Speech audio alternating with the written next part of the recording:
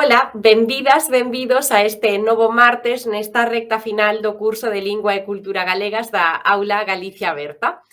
Hoxe facemos unha das últimas viaxes a un punto da nosa comunidade autónoma, neste caso imos trasladarnos cara ao Canizo, na Gudiña, en Ourense.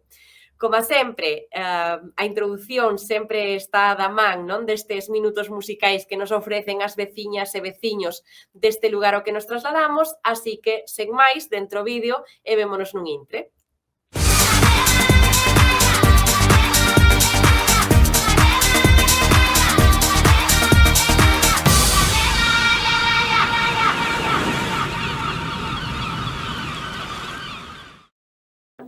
Pandero que toco es el que rico lo vela.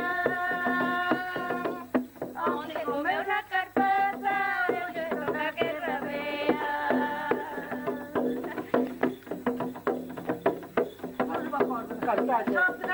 Non vale xa. Cosas que non ten xeito de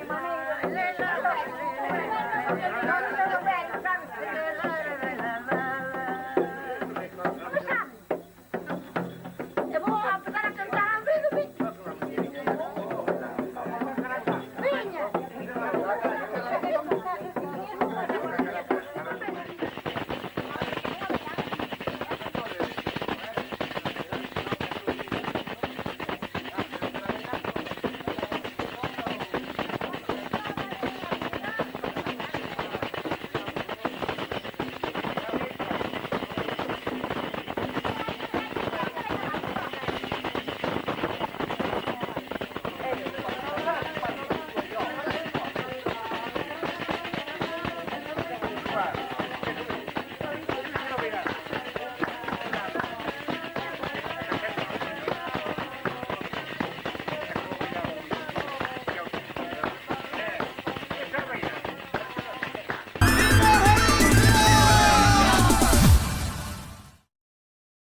Excelente achega, como sempre, e como vos dicía antes, pois hoxe estamos na Gudiña, en concreto no Canizo, na provincia de Ourense.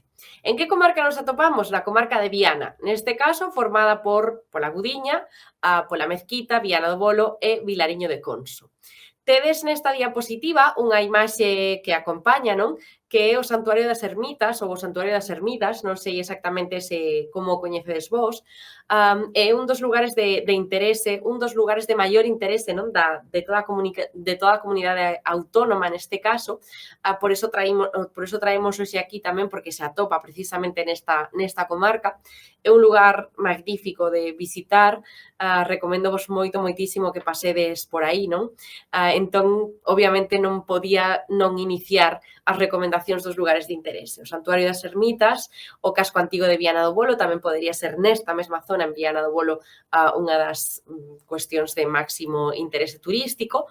Un balneario, por exemplo, de Bembibre, e as antigas minas romanas de Caldesiños ou calquera das rutas de sendeirismo que tedes por esta zona, como xa vimos en leccións anteriores. Sobre as festas e celebracións, pois, por destacar algunha, calquera dos entroidos tradicionais que se fan nestas zonas, o San Martiño de Conso, por exemplo, ou a Romaría de Santo Antón, entre outras moitas. Pasamos directamente á parte de vocabulario, e hoxe sí que traemos para esta lección última, sí que traemos un vocabulario sobre a casa, bastante extenso, a verdade. Tedes unha imaxe na esquerda que está numerada dende o 1 ao 37, se non me equivoco, ou o 37, sí. Polo tanto, dividiremos en dúas diapositivas o contido desta imaxe. Que temos no número 1? Empezamos o número 1 pola parte máis esquerda da fotografía, e aí teríamos un garaxe, non? Onde se gardan, pois, por exemplo, os coches. No 2, facendo a introdución, non? Cara á casa, está no medio da fotografía a entrada ou recibidor. Normalmente chamámoslle entrada, pero tamén podedes chamarlle recibidor. No 3 tedes o debuxo deste artiluxo que se utiliza para que non te molles cando chove, que é o paraugas. No 4 tedes un colgadoiro que serve para deixar as chaquetas, por exemplo, ou mochilas, bolsos e demais. No 5, unha escaleira. No 6, cada unha das partes da escaleira que se chaman chanzos, neste caso está en singular, chanzo, pero podería facerse plural engadindo un cómodo S. No 7 temos a cociña, esta coñecédela, dentro das partes da cociña, o 8 temos a neveira, ou o frigorífico tamén, como que irades, no 9 temos unha mesa, no 10 unha cadeira, e no 11 un vertedoiro. Que temos no 12? Unha vasoira. A vasoira, aí no debuxo, non sei se vedes se vedes exactamente, parece unha fregona, non? Pero en realidade referímonos a esa vasoira como ese conxunto de filamentos, non? Normalmente sintéticos, plásticos, non? Unidos pola parte de arriba, que teñen un pau que serve para arrastrar os lixos, non? A porquería do chan. No caso da vasoira tamén podemos decir escoba, pero digamos que a forma máis recomendada de alguna forma sería vasoira. É certo que no galego común moitas persoas referímonos a este artiluxo como escoba. Por qué? Porque na miña casa, por exemplo, non sei se isto contei algunha vez, a vasoira é unha cousa e a escoba é outra. A vasoira sería este artiluxo, pero que está formado por palla seca, atada, que se empregaba sobre todo, creo, ou polo menos na miña casa así se facía, para limpar tamén as lareiras e os desperdicios, non? Que deixaban a leña na parte dianteira das lareiras ou das cociñas de ferro, eso sería unha vasoira, e as escobas pois serían as modernas, de alguna forma. No 13 temos o reloxo, no 14 un salón ou unha sala, no 15 moble, estas non teñen misterio, por eso as paso rápido, no 16 televisor, ou tele directamente, no 17 estante, no 18 baño ou cuarto de baño ou aseo no caso de que non teña ducha. Esa sería principalmente a diferenza entre baño ou cuarto de baño e un aseo. Digamos que os baños e os cuartos de baño teñen todas as pezas completas e os aseos pois só teñen o VC, digamos, o VC. No 19, bañeira, no 20, váter, ou VC, que lle acabo de chamar eu, pois, moi desatinadamente. No 21, pía, que sería, pois, a pía serve tanto para ese lugar onde lavamos as mans e que ten unha recollida de augas non operativa, que ten normalmente un espello diante, esa sería a pía, pero tamén serve para eses lugares normalmente de pedra, onde se recollía auga tanto para abrevaren os animais como para coller para uso propio. Eso tamén podería ser unha pía, as que son tamén de pedra.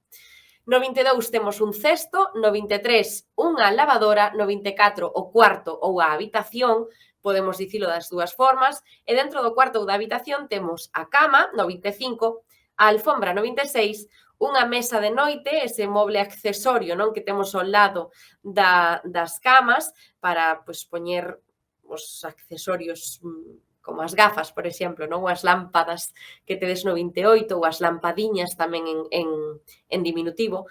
No 29, a almofada sería esa almofada, iba a explicar, pero creo que é moi semellante ao que temos en español, pero vaya, sería ese coxín, non? Mullido no que apoiamos a cabeza para dormir. No 30, unha colcha como prenda de abrigo de cama. No 31, alpargatas para poñer nos pés. No 32, a parte máis alta dunha casa é o ático, normalmente tamén está abuardillada. No 33, un ordenador, isto vímolo en vocabulario anterior. No 35, un sofá. No 34, unha ventá. No 36, perdoade o salto, no 36 a chimenea e no 37 o tellado. Sería esa parte que cubre non as casas para que non nos chova nelas. Se hai algunha dúbida, podedela presentar, mellor dito, na parte do coloquio. Continuamos, pois. Que temos hoxe na parte de saber máis? Pois hoxe trataremos o grao superlativo do adxectivo. Fixadevos na palabra adxectivo, non sei se apareceu escrita nalgúna ocasión anterior, pero en galego escríbese cun C antes do T, é un grupo oculto que se mantén, adxectivo. Isto difire, non, do que facemos en español normalmente, igual que no caso de substantivo, tamén temos un grupo BS, subs, que tamén se mantén, pero que non se mantiña ou que non se ten en conta nas linguas como o español. Polo tanto, os adxectivos para que serven? Para dar características, para ofrecer características, non, sobre nomes, sobre substantivos normalmente. Os adxectivos, polo tanto, teñen gradación, poden ser gradables, é dicir, que non agradables, poden ser graduables, mellor dito. É dicir, que temos maneiras de especificar que ese substantivo é algo pois moito ou menos ou pouco ou nada, non? Isto facémolo a través da gradación do adxectivo. En este caso, hoxe traemos o superlativo, porque de outros graus do adxectivo xa falamos en ocasións anteriores. Polo tanto, retomando, o grau superlativo do adxectivo como pode ser? Pois pode ser absoluto, cando é incontestable, non hai nin con que comparalo probablemente nunha escala graduable, nin hai máis ou menos, non? Posibilidade de que iso sexa doutra forma. E pode ser relativo. Cando é relativo? Pois cando non é absoluto. Despois veremos os exemplos.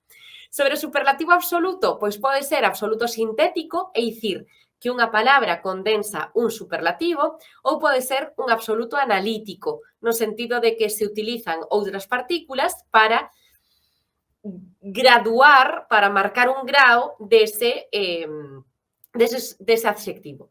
Imos velo con exemplos. Dentro do absoluto sintético temos a formación de absolutos sintéticos con sufixos ísimo ou érrimo, que se engaden, que se fan enclíticos, non? Cos adxectivos aos que ellos queremos unir.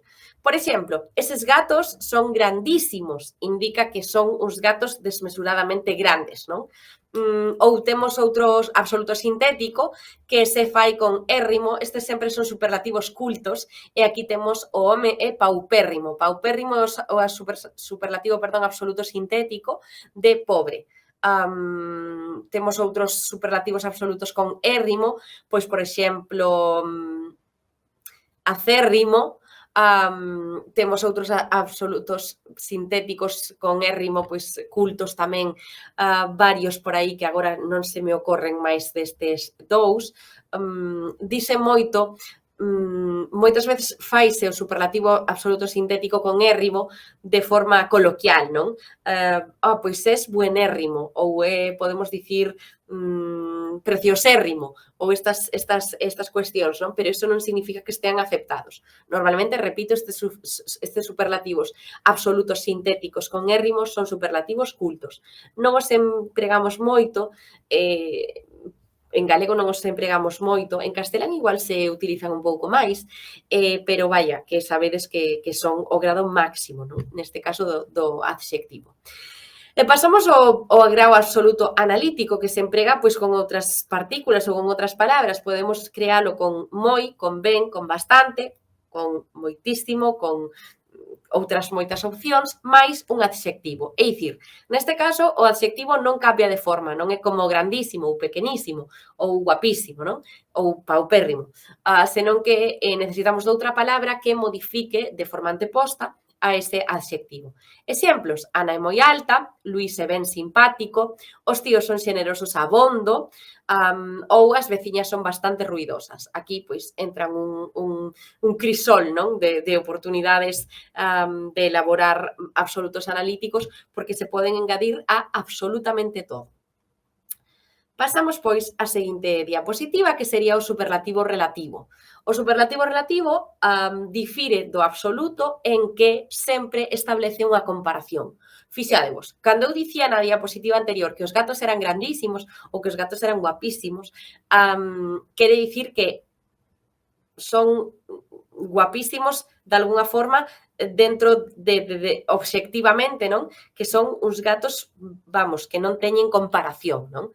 Ou cando dicía, ese home é paupérrimo, non necesito comparación con ningunha outra cousa. Pero cando queremos facer gradacións dentro dunha escala para comparar, por exemplo, entre estas cousas, esta é a máis ou esta é a menos ou esta é daquela forma, aí empregamos o superlativo relativo. O superlativo relativo, polo tanto, elabórase da seguinte forma. Podemos crealo con máis, fixadevos que con acento, máis un adxectivo máis de, por exemplo, María é a máis alta de todas. Pois de entre todas estas mulleres, ou de entre todas estas rapazas, María é a máis alta. Non significa que María sexa altísima, como a cuestión dos gatos de antes. Non significa que María sexa altísima, senón que de todas estas rapazas que hai aquí, igual todas son pequenísimas, non? María é a máis alta. Polo tanto, non estamos movéndonos en termos absolutos, non é o mesmo que se María mide 2,15 metros e digamos María é altísima, non? É unha apreciación, digamos, máis marcada obxectivamente, de algún xeito.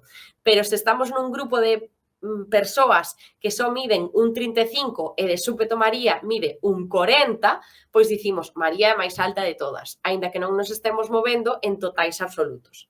Non sei se o deixei ben explicado, ou se tedes algunha dúbida, se é así, facedeme chegar a través do coloquio, vale, do chat. E no caso de superlativos relativos en termos de minoración, temos o menos máis un adxectivo máis de, igual que o caso de arriba, pero neste caso para indicar, pois, merma ou falta, non? María é a menos rápida de todas.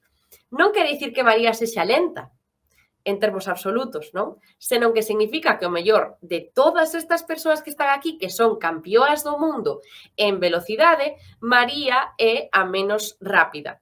Se poñemos despois a María noutro grupo de persoas que non son campeoas do mundo en velocidade, pois probablemente María sexa a máis rápida, non? Pero neste grupo no que me sitúo agora, María é a menos rápida de todas. Que non significa, repito, que sexa lenta. Se tedes dúbidas, facedemas chegar a través do chat. E continuamos. Ben, e hoxe, como esta sesión é moi especial, porque temos a última lección, non, deste curso de Lingua e Cultura Galegas, traio-vos, pois, unha parte da norma lingüística, neste caso falaremos de norma idiomática, que é moi curiosa, non? Normalmente, e ademais, é moi valiosa para dominar o código lingüístico. Que traemos, polo tanto? As frases feitas, algunhas frases feitas. Temos aquí unha chega de frases feitas que nos van a axudar a comunicarnos de forma máis galega, se queredes, en lingua galega, vai a redundancia. Que son as frases feitas? As frases feitas forman parte da norma idiomática. Que é a norma idiomática? Pois a norma idiomática é esa parte das linguas que nos indica desviacións, non, na utilización de determinadas palabras ou de determinadas construcións que indican cuestións distintas as que esas palabras decodificadas tal cual segundo a norma lingüística nos quererían decir. Vou poñer exemplos porque entendo que isto a mellor é un pouco complicado. No primeiro exemplo, non sexas tola, agacha a orella que te equivocaches. Que significa agachar a orella? Pois non significa literalmente baixala, non? Ou agarrala cara abaixo, senón que fai unha metáfora con este comportamento en moitos casos dos animais, non? Que cando están, pois, tristes ou arrepentidos ou que sexa, as orelliñas van cara abaixo. Neste caso, no caso das frases feitas, das fraseoloxías para as persoas humanas, non? O que significa mostrarse sumiso ou sumisa ou ceder ou abandonar actitudes de rebeldía, digo vos aquí. Polo tanto, agochar a orella é tamén, de alguna forma, arrepentirse de algo, non? No segundo punto, quen faga mal, había andar a rastro como as cobras. Había andar a rastro, sen o había o mellor como as cobras, o que fai é alusión a desexearlle mal a alguén. Non significa que teñas que andar a rastro, pero pois significa que non che desexo nada bo, a verdade. No terceiro punto, non sexas rabuda, que vas ter que volver co rabo entre as pernas. Neste caso, co rabo entre as pernas, meter o rabo entre as pernas, por exemplo, volve ser unha metáfora animalística, non? Que fai alusión, de novo, ao comportamento animal, pois cando os cans, por exemplo, están asustados, tristes, o que sexa, andan co rabo entre as pernas. Isto aplicado ás persoas humanas, pois tamén, cando unha persoa se sente avergoñada ou humillada ou tamén arrepentida, non? Dice, agora andas co rabo entre as pernas, non? Ben, no cuarto exemplo, Xoán, mira ben o que dis, que ti es moito de botar a lingua a pacer. Botar a lingua a pacer, de novo, volve ser unha metáfora animal, non? Que, neste caso, alude ás animais como as vacas e, no caso dos humanos, significa que falas demais. Botar a lingua a pacer é falar demais sobre algo que non se sabe, non? Moito, necesariamente. No seguinte exemplo, creo que lle botaches o ollo a Marisiña, botar o ollo. A que sí? Botar o ollo é fixarse en algo ou alguén. Ai, botei o ollo a aquel xersei vermello que me gustou moitísimo. Ou botarlle o ollo a unha persoa é que che gustou alguén, non? Fixarse en algo ou alguén que che gusta. No seguinte exemplo, Xulio é un aproveitado, mira para el os osos á súa nai. Que significa isto? Os osos á súa nai, ou comerlle os osos á nai tamén podería ser. Abusar de alguén ou tratar mal a alguén. É que este aproveitalle ata os osos, ao que sexa, pois o mesmo, significa aproveitarse de alguén. Lois come como un paxariño. Neste caso, como un paxariño, facer algo como un paxariño é facer algo en moi pequenas cantidades. Neste caso, comer, pois comer en poucas cantidades, pero traballes como un paxariño, pois así moi pouquiño a pouco, pero constantemente, non tamén. Temos máis exemplos. Elia come cos ollos. Comer cos ollos significa ollar con desexo a algo, con moito interese ou con insistencia. Ou non ten maior explicación a verdade ca esa. Cala a boca, seguinte exemplo, que ti es moito de cuspir para arriba. Que é cuspir para arriba? Facer críticas normalmente ou falar mal de alguén que se che poden volver na túa contra, non? Cuspir para arriba e dicir eu nunca vou vestir de azul mariño, por exemplo, non? E ao día seguinte, ala, pois así te vestiches sen querer de alguna forma.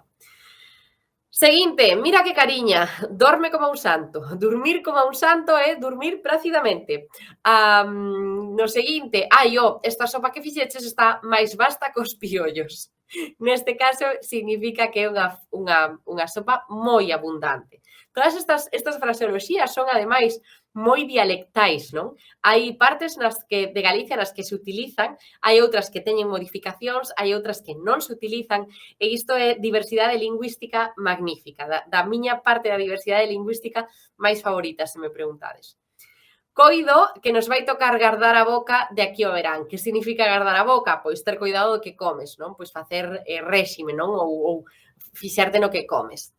Mira para ela, o seguinte, está facendo o que máis lle gusta, non dar pancada. Que significa non dar pancada? Pois non facer absolutamente nada. Non traballar, non? Ser unha persoa preguiceira, que non queres facelo, que non che apetece, que non... o que sexa. E a última, ten cuidado con Pepe, que el non dá puntadas en fío. Que é dar puntadas en fío? Non dar, neste caso, puntadas en fío. Actuar de forma premeditada, non sempre con un interese para conseguir algunha cousa. Tedes aquí, non sei cantas eran, bastantes fraseoloxías, frases feitas, refráns ou en suma, non? Que vos serven para ver en contexto, por iso lle metemos tamén un pouco máis de contexto, que vos serven para ver en contexto o que significan estas cuestións, non? Así que, pois nada, deixade por aí tamén igual como unha parte de vocabulario, porque vos pode servir moitísimo para que o voso nivel do idioma, coñecendo esta parte da norma idiomática, pois aumente moitísimo. Continuamos e temos un pouco de práctica. Que vos pido neste caso na práctica de hoxe, non? Que empreguedes un superlativo. Non sei se vos acordades, pero antes de falar desta forma máis estendida, non, da norma idiomática, falamos de norma lingüística no caso da creación de superlativos, relativos e absolutos.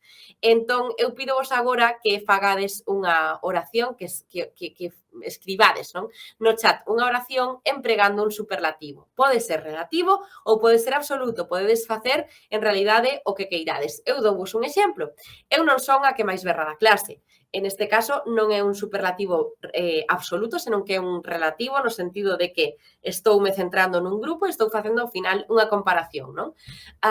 E agora deixo que sexades vos as que poñedes as vosas achegas a través do chat. E chegamos ao final desta última lección, desta última lección, sí, do curso de Lingua e Cultura Galegas. E seguro que vos lembrades, porque seguro que vos lembrades porque foi un día moi especial, seguro que vos lembrades que este curso, a primeira sesión inaugural, tivemos unha madriña excelente que foi Yolanda Castaño, non? E comezamos, polo tanto, o curso con poesía, comezamos o curso con relatos en poesía que tamén foron de alguna forma os que foron guiando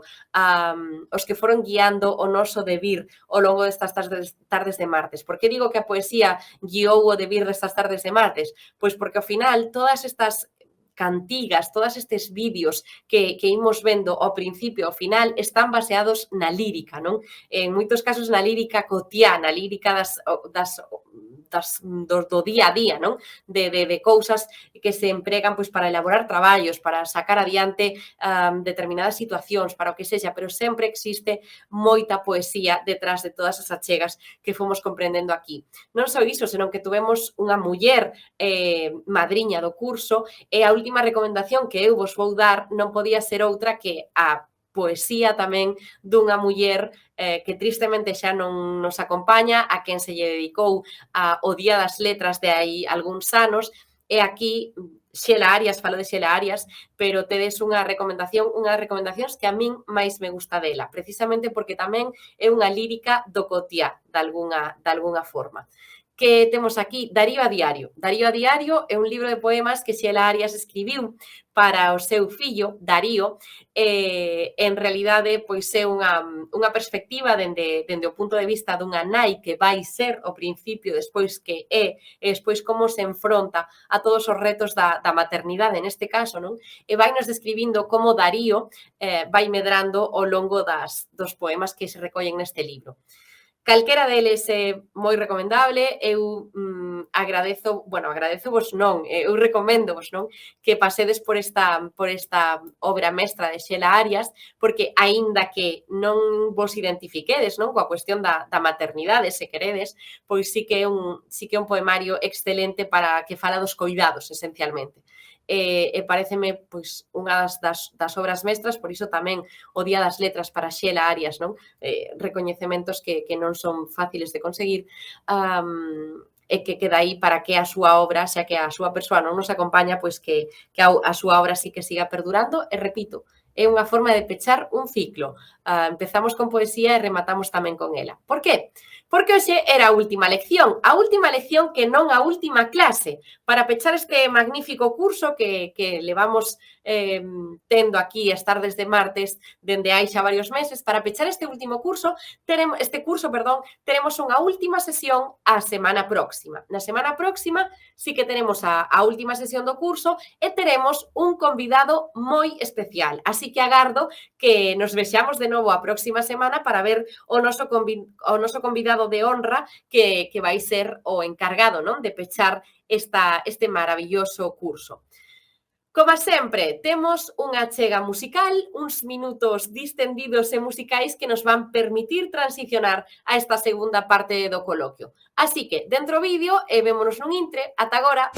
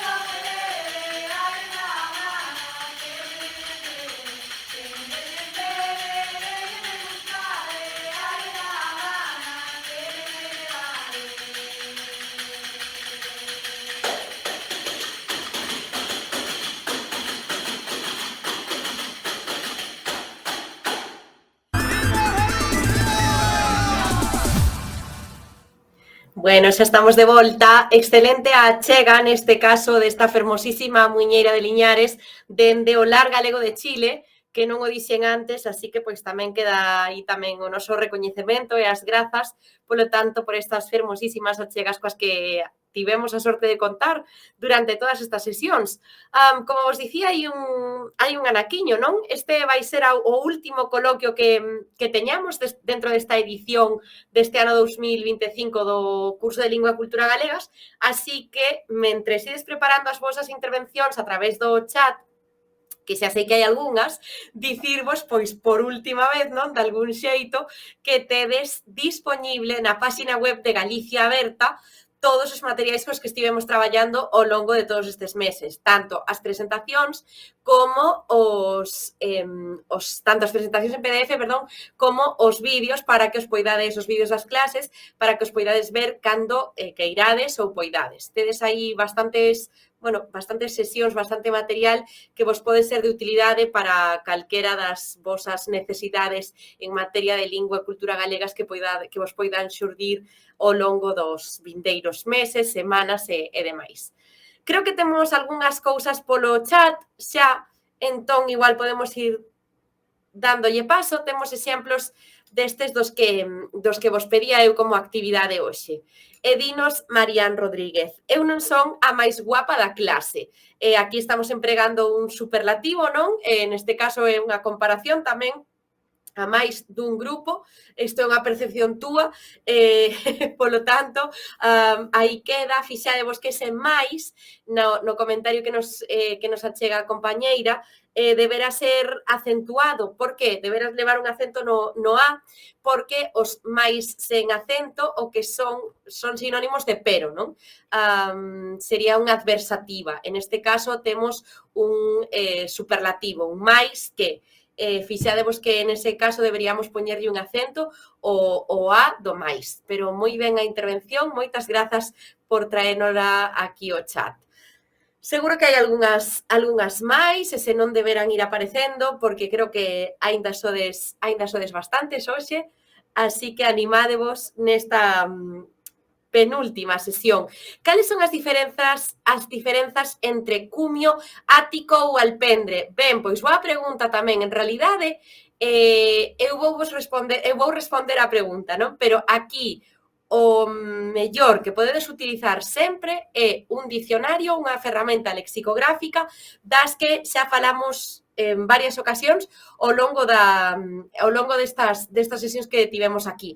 As máis recomendadas, as que eu máis vos recomendo, o Dicionario da Real Academia Galega, disponible en liña na páxina da Real Academia Galega, ou directamente se poñedes RAG o Dicionario Real Academia Galega en Google, enlázavos directamente e aí tedes toda a información sobre o vocabulario necesaria, ou directamente outro que é unha ferramenta un pouco máis didáctica, sí, máis accesible, o mellor, o Portal das Palabras, accesible no sentido de que a información que vos achega igual é máis está máis pensada para ofrecer máis sinónimos ou derivarvos a outros lugares máis representativos ou algo. Entón, se podemos volver traer a pregunta para que un medio resolva. Cando falamos de cumio, en realidade, sobre todo en grandes zonas de Galicia, falamos da parte máis alta do tellado pois dunha construción, como pode ser unha casa. O cumio dun tellado é ese vértice, non? Onde conflúen, se un tellado dúas augas, digamos, ese vértice onde conflúen esas dúas partes da construción, digamos. Un ático sería a parte habitable máis alta dunha construción habitable, dunha casa, como pode ser o caso no que estamos pensando, sería a última parte, que ademais está en contacto de alguna forma, que ten esa forma no teito, non? Do tellado, que ten esa forma abuardillada tamén en moitos casos, ou que ten unha parte máis baixa porque o tellado cae, entón ten partes máis baixas e outras máis altas. Ese sería un ático. Un ático tamén pode ser, estou pensando nunha casa, pero tamén pode ser o dun edificio, cando temos o piso máis alto dun edificio, que normalmente, pois a mellor ten incluso saída cara a fora nunha terraza dentro do tellado, eso tamén sería un ático. E cando falamos dun alpendre, en realidade, alpendre non fai alusión non a unha parte alta das casas, non necesariamente. Os alpendres en zonas extensas de Galicia, non? Están pensados para eses lugares onde se almacena, pois, por exemplo, o gran ou onde se almacena a palla ou algúns outros elementos, non? Algúns outros recursos de algún xeito que serven pois ou para alimentarnos ou para alimentar os animais ou os alpendres tamén son esas construcións que se fan para guardar maquinaria agrícola, por exemplo, ou para guardar ás veces tamén os animais, non? Según as ocasións. Entón, esas serían basicamente as tres acepcións así moi superficialmente dadas, pero repito que quen mellor vos pode resolver estas dúbidas de vocabulario de forma moitísimo máis apegada, non? De forma moito máis fiel ao significado serán as ferramentas lexicográficas, os dicionarios nomeadamente. Algúnha cousa máis? Ben, di por aquí Analía, vou traducir, vale? Son enxeñeira agrónoma e traballo con comunidades e organizacións rurais, mulleres e xoves campesiños. Creo que quizáis o meu destino profesional vendo o meu bisavó xornaleiro. Increíble porque nacín e crecín e medrei en plena cidade de Bos Aires. Benvida, Analía, encantadas de saudarte encantadas tamén de que nos contes un pouco a que te dedicas. Eu anímote a que a próxima vez non lo digas en galego porque seguro que es quen de facelo. Que máis temos por aquí?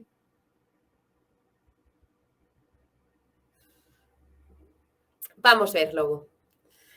Moi ben, temos aquí algunha pregunta máis. A que hora iniciar a semana próxima? Vale, a semana que ven temos a última sesión deste curso, temos a sesión 30. Empezaremos a mesma hora de sempre. Para nós son as 8, para vos creo que eran en Bos Aires creo que eran as 4, creo que vou dicir mal outra vez. Sempre meto a pata co cambio horario, pero son as 8 nosas, entón facede mellor vos o cambio segundo onde vos atopedes, vale? Con todo, tedes toda a información nas redes sociais, por exemplo, de Galicia Aberta, tedes a información tamén na páxina web de Galicia Aberta ou en Aula Galicia Aberta tamén aí tedes todo. Lembro que a próxima semana tenemos a despedida do curso, vale? Esta sería a última sesión teórica e con coloquio, pero a semana que ven imos estar aquí tamén. Así que non vos perdades esa última sesión que vai ser pois unha sesión especial. Cando se retoma o curso? Que nos pregunta, pois vide a próxima semana, que o vindeiro martes, sesión 30, última sesión do curso, e aí vai haber sorpresas, entón igual nos din se retoma e cando se retoma, non? Que supoño que é exactamente a pregunta. Grazas pola chega tamén. Que máis temos? A ver, non vos está desanimando a escribir os superlativos? Os adxectivos superlativos son os máis fáciles, pois moi ben, efectivamente, eu tamén coincido contigo en que son os máis fáciles. Facer o superlativo con cos adxectivos creo que é moi intuitivo, moi fácil e ademais copia moito, non? Probablemente a vosa lingua primeira, o español, así que creo que vos pode resultar un contido moi accesible, moi fácil e tamén moi fácil de incorporar, non? No voso día a día cando vos poñades a practicar expresión en galego. Moi ben ese acento tamén no máis, porque é o que comentábamos antes coa compañeira, así que parabéns pola túa chega. Vale, de momento creo que non temos moito máis. Eu diríavos, son un pouco pesada hoxe, pero diríavos que é a última sesión de coloquio, así que todas as dúbidas que teñades relacionadas, pois ao mellor, con este curso ou con dúbidas de vocabulario, dúbidas de, non sei, calquera cousa que se vos ocorra, non? Fixadevos que estamos nun curso bastante multidisciplinar, no sentido que abarcamos dous espazos enormes, como poden ser a lingua e a cultura galega, non? Dúas expresións enormes dun pobo, non? Dunha forma de estar e de vivir o mundo. Entón, calquera cuestión que se vos ocorra ou que ás veces pensedes ou vos preguntedes ou igual vos parece unha tontería ou o que sexa, aproveitade para preguntar aquí, porque é a última sesión na que temos, xa o dixen, non? É a última sesión na que temos esta parte de charla, non? A semana pasada, de momento non temos nada, pero a semana pasada sí que ao final se animou bastante aí o debate cara aos últimos minutos, e non sei se ao mellor alguén lle quedou algo por dicir ou por preguntar ou por traer aquí a estes minutos, podedes aproveitalo agora. Así como colofóns finais, mentres ides escribindo vos, eu vou encher un pouco este oco que temos, non? Contando en realidade a miña cousa, non? Que é algo que vos digo moito, que fagades bo uso ou que fagades uso, non? Deses materiais que vos deixamos aí, pois por iniciativa deste curso, tedes moito material non só lingüístico, senón tamén cultural, non? De acceso completamente aberto, como son non só os vídeos, senón tamén os materiais descargables, e facede bo uso del, dicía, porque igual a forma máis operativa de manexarnos con ese material é extraer esas partes de vocabulario e de gramática que sempre van dende a metade cara ao final das presentacións, pois xuntalas de algunha forma para que vos sexan útiles, non, para seguir aprendendo ou para seguir falando, non, en galego. Creo que esas dúas cuestións son as máis útiles en materia de lingua dentro deste curso que tivemos aquí. A parte diso, non esquezades pois toda a parte de recomendacións de lugares polos que pasamos, tanto da Galicia interior como da Galicia máis apegada ao mar, non? Todas as zonas polas que fomos debuxando un pouco a xeografía galega e demais, non vos esquezades que iso tamén pois son a parte fundamental para coñecer mellor Galicia, non? E se tedes a fortuna de poder viaxar cara aquí, pois tedes aí tamén unha guía de viaxes que vos pode axudar moitísimo. A parte diso, lembradevos que nas recomendacións, na última das diapositivas, sempre tedes enlazada, ben sexa a páxina web, ben sexa o recurso do tipo que sexa, ou ben sexa tamén a lectura, como foi o caso de hoxe. Sempre tedes enlazada ese material para que poidades dispoñer del. Se é unha páxina web, pois ides directamente a onde se está aloxada, ou se é unha lectura, ides directamente, pois normalmente rediriximos á páxina web da editorial, da editora neste caso. O meu consello é que agora que se acaba o curso, non? Que temos pois este fin a semana que ven, o meu consello é que sigades buscando eses espazos para seguir practicando lingua galega, esencialmente, para seguir tendo espazos onde a lingua perviva, permaneza, e, polo tanto, tamén esa parte cultural siga moi presente, en todas e en todos vós. Non quere dicir que non estea presente se non falades ou se non comentades ou se non consumides produto galego, sei que vai estar inherentemente, non, por raíces en moitos casos en vos, pero canto máis poñades en práctica os coñecementos, canto máis vos empapedes da cultura deste lugar, pois máis vai xermolar, non, o agromar ese sentir galego, non, de que tamén falamos aquí algunhas veces.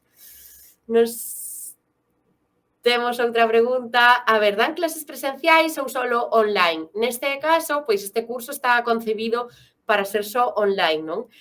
Por qué? Porque me atopo pois agora mesmo en Vigo, vos a saber onde, non? Dende Bos Aires, que había alguén outro día, ata o Brasil, pois múltiples lugares, Chile, moi lonxe, non? Entón, esta é unha forma de achegarnos, de coincidir, non? Nun momento horario e poder compartir de forma bastante estreita. Ao final, pois está, a pesar de estar a miles de kilómetros, pois de compartir cuestións que nos interesan ás dúas partes.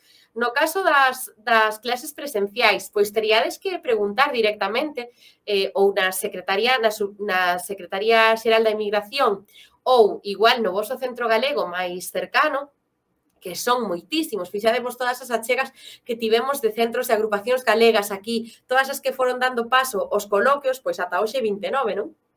Todas esos centros galegos son lugares, non, de reunión, de expresión e de realización de cultura e de lingua galegas alá nos máis alá das 4 provincias aquí de Galicia. Entón, igual esa cuestión sobre as clases presenciais tedela que preguntar mellor alí ou directamente facer unha consulta á Secretaría Xeral da Inmigración, que sabedes que sempre están dispostas e dispostos a contestarvos e a cumprir coas demandas, non? Que lle dicides. Cantos niveis do Celga existen? Pois técnicamente existen 5. Bueno, existen 4 e un moito máis profesional, digamos. O Celga está dividido, como vos dicía na sesión anterior, na sesión 28, creo que foi, o Celga está dividido pois como calquera competencia lingüística noutra lingua dentro do marco común europeo de referencia das linguas, non? Polo tanto, hai un Celga 1, que sería un nivel de iniciación, hai un Celga 2, que sería un nivel máis intermedio, hai un Celga 3, que é máis intermedio, pero máis avanzado, e hai o Celga 4, que é o avanzado. Digamos, para que vos fagades unha idea, para aterrar un pouco este concepto na vida diaria, digamos que as persoas que estudan en Galicia e fan bacharelato en Galicia, non? Saen cun Celga 4 acreditado. Sería un nivel, bueno, de dominio de idiomas alto, de dominio da lingua alto. Despois existe unha última acreditación que sería o Celga 5, que xa un nivel profesional, que pois acceden a él as persoas pois graduadas ou licenciadas tamén en lingua e literatura galegas, por exemplo, ou tamén o podes adquirir por un módico precio. No, tamén o podes acreditar a través das escolas de idiomas, das escolas oficiais de idiomas. Pero o máximo que vos van pedir como persoa de a pé para acceder a unha oposición, por exemplo, en Galicia, é un Celga 4. Noutras, depende da escala, non, da oposición, igual vos piden un Celga 3, pero o normal sería acreditar un Celga 4. O Celga 5 está restringido para as persoas que nos dedicamos ao ensino de linguas, por exemplo. Algúnha cousa máis? Non sei se non temos último comentario, así que ímolo deixar aquí, pero coa esperanza, non, de nos ver a vindeira sesión. Lembrade que o próximo martes, na hora de sempre, damos por finalizado o curso. Tenemos sorpresas, polo tanto, vide con moitas ganas de estar atentas e de disfrutar do que imos ter aquí o vindeiro martes. Moitas grazas, como sempre, pola atención. Espero que disfrutarades este anaquiño de tarde e que vos vaya moi ben. Ata o martes. Chao, chao.